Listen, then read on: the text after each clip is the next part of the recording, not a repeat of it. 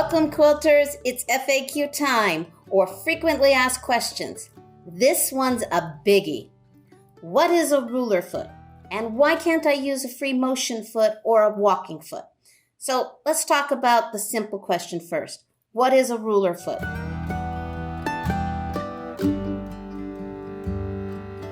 A ruler foot is a round foot that is thick or tall walled. So see how thick it is? Look at it compared to a different foot. See the difference?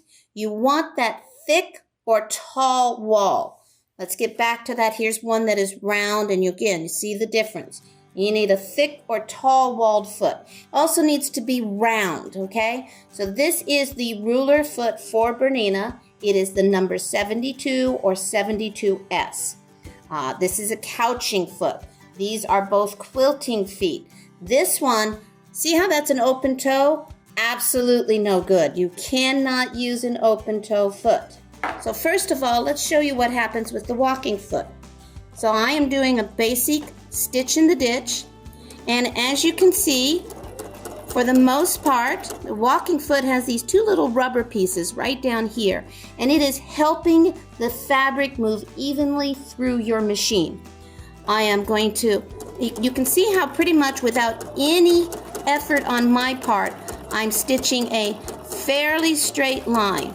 And that's great for stitching in the ditch or straight lines in general. You cannot do curves or circles or ovals with this foot. So now let's get to the corner and see especially where a walking foot might not be as beneficial. So I'm going to come here to the corner. Now, if I want to keep going in a straight line, if I was with my machines, my templates right now, I would be using this template and I would just be going in that direction. But because I'm on this walking foot, I now have to, I'm going to raise the foot only, leaving the needle down.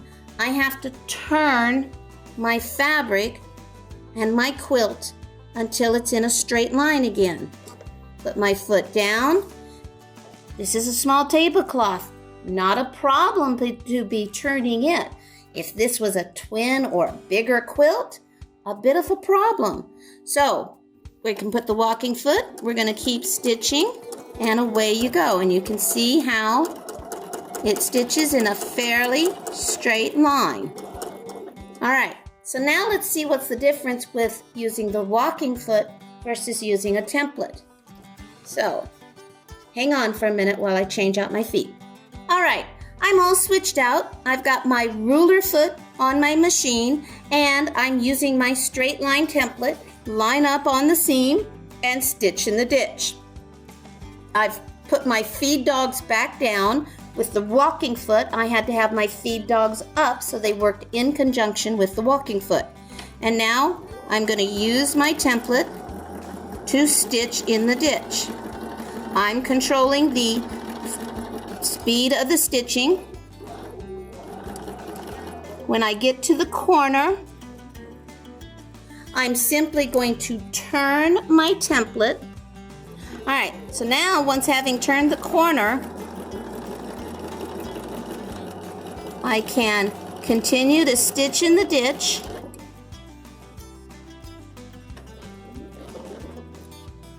And when I get to the next corner, I again simply turn my template and continue stitching.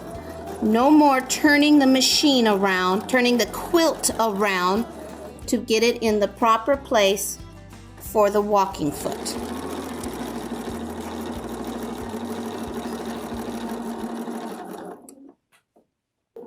All right, so I'm coming to another corner here, and if I had the walking foot on, I would have to move my quilt all the way around to turn around.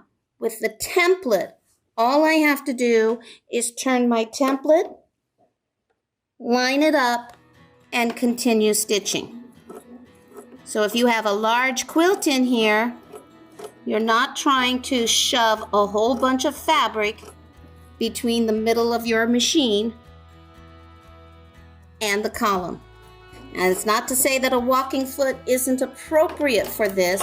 It all comes down to what do you want to do the most. Now, let's talk about why you're going to use a ruler foot instead of one of these feet.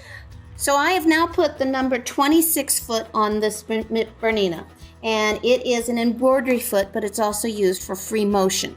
Can you see how thin it is? Now the problem is, as I'm not going to actually stitch. This is not a good thing to do. But you can see as I move the template how easy it is for you to end up going on top of the foot. You don't want that to happen, because if while you're stitching along you go on top of the foot, can you see how you're going to have your needle come down on top of the template? This is not good for your machine, certainly not good for your template. So this is why you don't want to use a thin foot, even if it is round. Let's look at an oblong foot, also used quite often for free motion quilting. This one is the number 15 foot.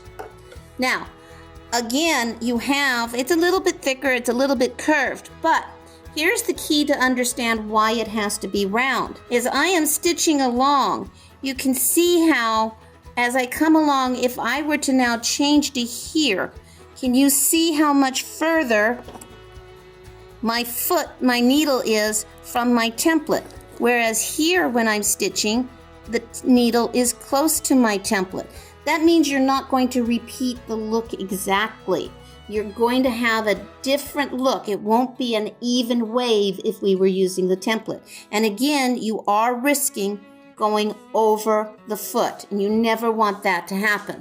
Another foot used quite often for free motion is the number 24 foot, which is the freehand embroidery foot. Why is this foot not good? Well, again, it is a thin foot. Here's the problem. Again, it is not a round foot. So what you have here is a very flat surface, and you will have difficulties. If we were using this side of it, you can see how my template is going further in here. It's actually going to hit, the needle could hit it, but more importantly, you will find it very hard to come off of that edge smoothly. Versus in the back, you can see how smooth this is. There is one other issue with these feet. This is keeping you further away from the template when you're on this side versus when you're on this side. So again, to see the difference, this is the number 72 foot, and you can see how I have full clearance and it is round. One more foot and then we'll go back to the ruler foot. This one is a free motion couching foot. Now it's round. Well, first of all, do you see how this is very cupped? So when the foot comes up, as it would be stitching along, you have a cup here, and that makes it easier for the template to go underneath it. So as a matter of fact, you can see it right there. So I'm going to just stitch a little bit. You can see that it's going to hop. It's further away. Templates are designed with a 1/2 inch foot in mind, which means from the needle to the outside edge would be 1/4 inch, and this is not 1/4 inch. And if you don't have this adjusted properly, or you have any instance where that's going to go higher, you could easily end up underneath that template again. All right, now let's look at the ruler foot. You can see how my ruler foot is keeping my needle 1/4 inch away, regardless of where my template may be.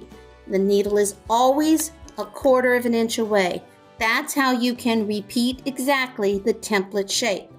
And you will see that there's no possibility of my template sliding underneath my foot, which means my needle doesn't get on top of my template.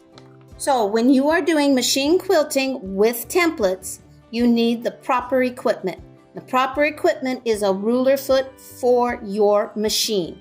When you're looking at ruler feet, if you don't have one already for your machine, you don't want one that is flat, that is open-toed, that is oval, that is cupped.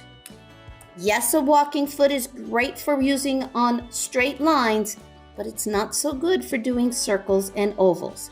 For that, with use with templates, use a ruler foot. If your manufacturer does not make one for your machine, then you can take a look at So Steady's ruler foot or the Clarity foot from Accents on Designs. I hope I've answered all your questions about ruler feet and walking feet and what all the difference is.